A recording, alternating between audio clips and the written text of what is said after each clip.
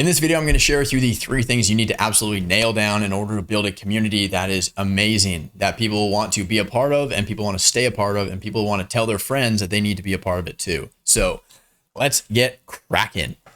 Last week, I spent 8 days in a wonderful $40 million villa on the beach in Marbella, Spain, with 20 of my clients and a bunch of other people too, team and spouses and stuff like that. And it was one of the best weeks of my life and one of the best weeks of everybody else's life that was there. And it taught me a lot of things about the value of a community, right? And what makes a community special. Because the first night we were there, we checked in at 5 p.m. and by 9 p.m., one of my clients, one of the people that was there, said, "Jeremy, we've only been here for 4 hours and this has been more valuable, like significantly more valuable than what I paid to be here." And keep in mind, this was not a cheap event. I charged over 5 figures for people to be there. And for people to feel like they got exactly what they were looking for in like less than 4 hours is really cool. And that's a very good sign that we did something right and that the lesson I'm going to share with you today actually means something. Yesterday, I was on an onboarding call with a new client. We did a 2-hour deep dive into his business, one-on-one with myself, my CSM, and the client. And we ripped apart his business and gave him extreme clarity on what he needs to do, right? So we helped him get to about $30K a month. And then now he needs to build proper systems and team and stuff like that. So he joined the mastermind to be a part of that and to just get closer to other people around him. And he has been on one mastermind call, right? We do a 90-minute call every Thursday with the community in the mastermind. And he's like, "Dude, I've been in most of the top masterminds in the space, and that call was more valuable than like any of the other ones I've been on." He's like, if that's how these calls go every week, he's like, "I know I'm in the right place." So I want to share with you the 3 pillars to building a really powerful community so then you can build an awesome one too, and your clients will love it, and you will love it, and you'll have so much fun, and it'll just bring you a lot of joy and fulfillment as you deliver it. So let's get cracking. Number 1 is value. So you have to actually give people a reason to A, want to join, B, want to stay, and C, want to refer their friends to be a part of it, right? So the reason that people are going to want to join in the first place is because they have to believe that there is some sort of exchange of value, right? They pay you X amount of money to be a part of the community. They want to get X times 10 more value out of it in exchange, right? And so it has to be like an asymmetric return, because they have to get a significant return in order to actually want to pay to stay, and then also send their friends and tell their friends about it, right? So they're not going to do that if they don't feel like they've gotten a big return, right? So this will help with referrals massively. But what you want to do is, and this is kind of like twofold, right? So you can get value from a couple different ways. A, the tactical side of things. Most people join my mastermind, for example, like that one client I was just talking about, because they have gotten to a point in their business where they're doing really well. They're making at least like 500 grand a year, or like at least 30, 40, 50K a month. And then they want to get to 100K a month and beyond, right? And so they've got the basics of ads down and all that setting and whatnot.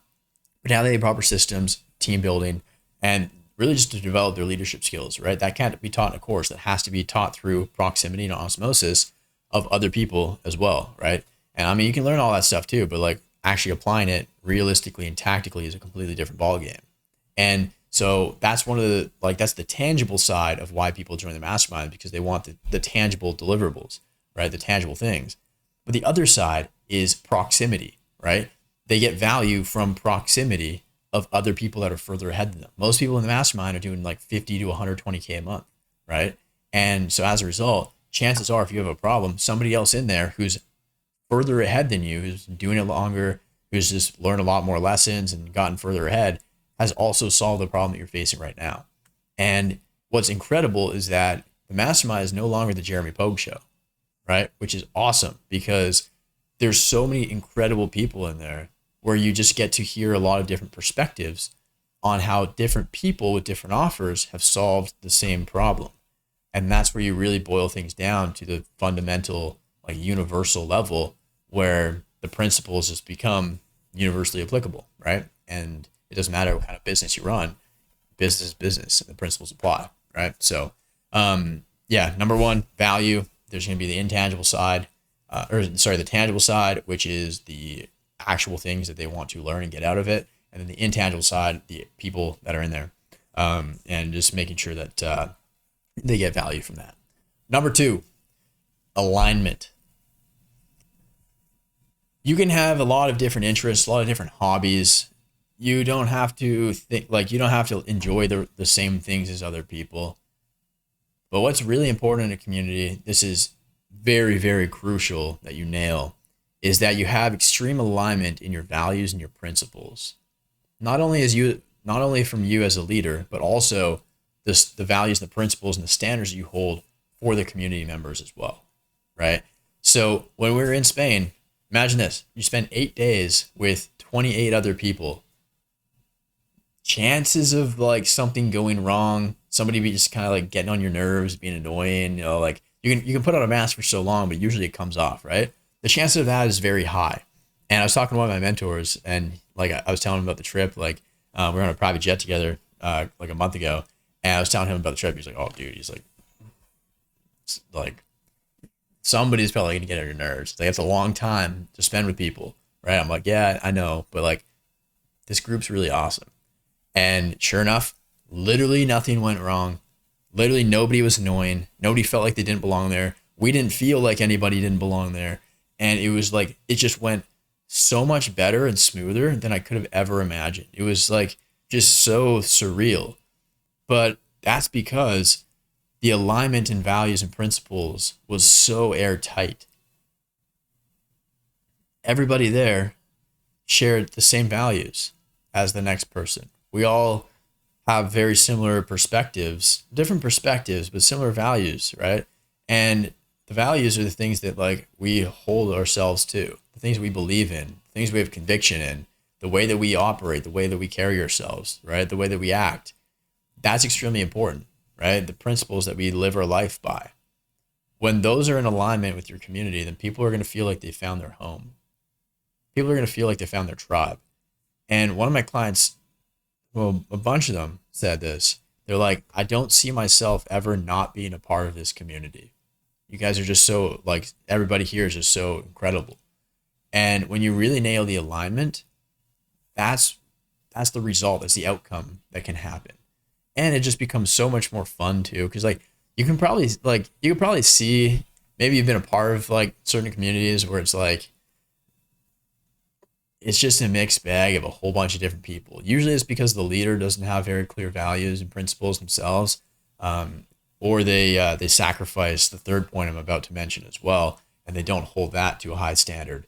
But usually, like you see a lot of communities, or at least I do anyways, where the people in there are just kind of like a ragtag bunch of people that you don't really want to be around, right? People that you wouldn't really want, like your wife, your girlfriend, hang out around, people that you wouldn't really just trust. Like you couldn't like give them like 10 grand and just be like, hey, can you hang on to this for like a few months? Like, I don't know when I'll pick it up, but whatever. And like, they're probably going to blow it, right? Like those kind of people we don't want to be around, right? I don't like those kind of people. I don't want anything to do with them. And I consciously, intentionally distance myself from people like that all the time, right? But the people that share very similar values, those people I love. Those people you can have incredible conversations with. Those people you build extremely deep connections and relationships with. And it's those people that bring you a lot of joy and fulfillment in your life, right? And that's who you want to have part of your community. That's who you want to be in a community with as well. So make sure you nail point number 2, which is alignment. Now, point number 3, this is also very, very important. Exclusivity. So one of the things that damages a lot of communities is they're not exclusive, right? You just let in anybody and everybody and just say, and you have no standards for the quality of the people in there. Well, guess what? The value of a community is derived from the exclusivity. The value of my mastermind, for example, is derived from the exclusivity of the caliber and the quality of the people that are in there. Same with my base level program, right? Summit Scale, same thing, right? We don't work with beginners. Now, I've made this mistake before, and it's bitten me in the ass too many times that I care to say, where we drop our standards, we let in beginners, who just have all sorts of different problems, who just aren't committed and bought in. They're kind of 1 foot in, 1 foot out in their business. They don't believe in themselves and stuff like that, right? And that sacrifices the integrity of the community for everybody else. It diminishes the value of the community for everybody else, right? And it pains me to see, especially because like you kind of know, like your intuition kind of tells you, you're like, like this person's probably not a great fit, but like they're willing to pay, right? Much easier said than done to say no to those people. However, when you do, you say no to the wrong people, you create space for the right people. You might not see that return immediately, but I promise you it will come. So I had a really awesome call yesterday with my sales team, and we talked about this as well, because recently we let in a client who was just hyper reactive and give us pushback when we told them that we give them feedback on their ads and say, hey, we suggest you re-record these because of this, and this reason. And then they're like, oh, it's too much work. And we're like, what the hell? Right. And like, they didn't have an offer when they came in. So I spent 2 hours on my onboarding call with them, building it out. And then it just didn't really work out very well. And they just, they weren't an amazing fit.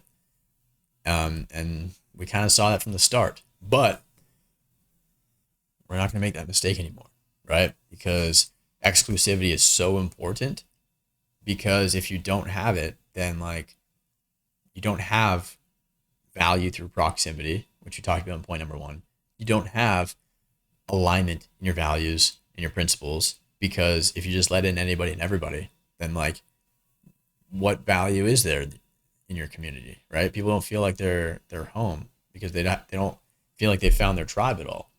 So you have to be willing to say no to people who you know don't belong there, who you know don't share similar values and principles, you know don't hit the standards that you set for the community, right? And again, it's so much easier said than done, but I can promise you it's going to be well worth it in the end, right? And so that's why, like, yeah, that was a really hard lesson for me to learn. And I guess I've had to learn it many times, but you have to be willing to just set that standard and never settle. Because imagine like if all it took was just letting in one person come to Spain who was just a bit of a pain in the ass.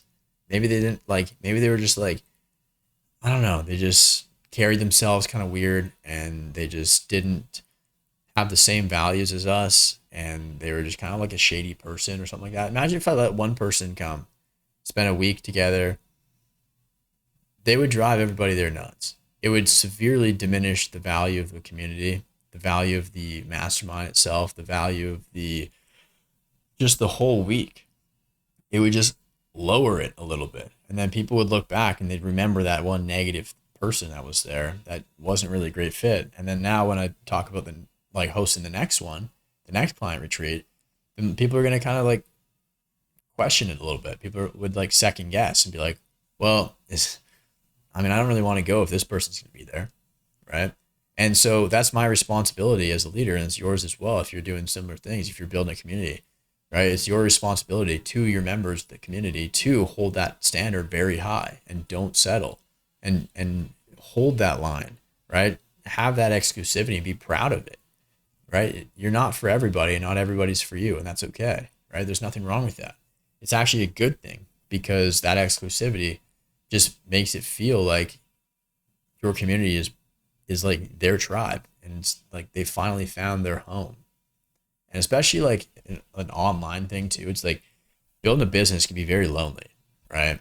And especially like an online business, especially if you don't have people around you in person that are also kind of on the same path that you don't really know.